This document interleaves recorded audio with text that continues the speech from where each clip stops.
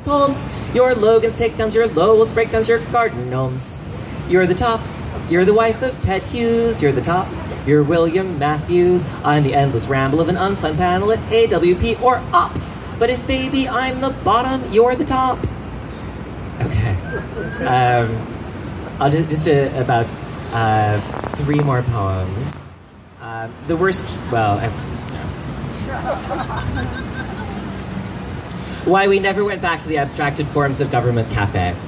So this poem, my friend Richard Sykin dared me to write a poem in which I used the phrase pussy power many, many times. It was like you can't sort of like just hide it. You have to like use it many, many times. And so this is, for Richard Sykin, Why We Never Went Back to the Abstracted Forms of Government Cafe.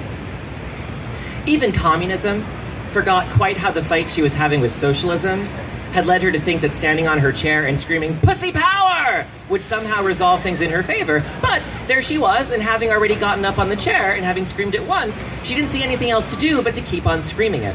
Socialism was sort of trying to look away as though being seated at the table wouldn't reveal that they were there together, and democracy was so distracted that she leaned over to Republic and asked when the hell the goddamn waiter was going to put a stop to this.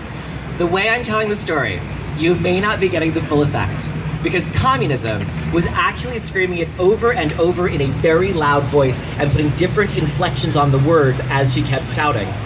Matriarchy and gynarchy were at the bar, and they stood up to sing Le Marseillaise as a form of solidarity, an idea they took from a scene in Casablanca where the prostitute restores her dignity through patriotism. Oligarchy, the waiter, blamed monarchy, the bartender, for making the drinks too strong, and dictatorship, the owner, regretted having fired constitutional monarchy, the previous bartender, for making the drinks too weak. Pussy power!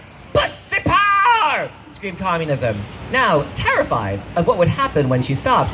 And certainly, finding yourself on a chair while screaming pussy power is embarrassing.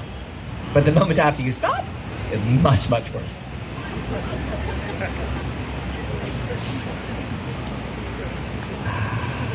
All right, so I'll end with the 2 poems about, these are my 2 naughty poems, and I feel like I'm gonna get in trouble for these. And then I'll sing a song, and that gets me out of, oh, I don't have, actually there's no song. All right, so on last looking into Ashbury's self-portrait. Aren't you dead yet, Mr. Mouth? Mr. Fangtooth, Mr. South? Aren't you dead yet, Mr. Claw, Mr. Bosey, Mr. Shaw? Are you done breathing all the air, done stealing seats from every chair? Enough with vices, mirrors, trolls. No more voices, no more souls. You're a vampire. I've got veins, you're a horse. Bitch, I've got reins.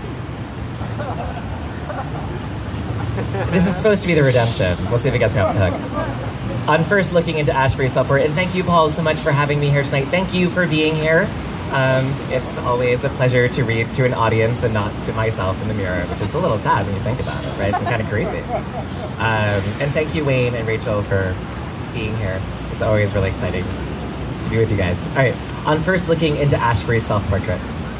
That one might speak of the soul so clearly without shame or averted eyes, this was cause for awe. And oh, with eyes so pure we could not help but covet their vision, did he show us himself conjuring the past the way a ventriloquist might hold a favorite dummy on his lap. And it is not that we did not know the trick, but rather how much we loved the skill with which the trick was done.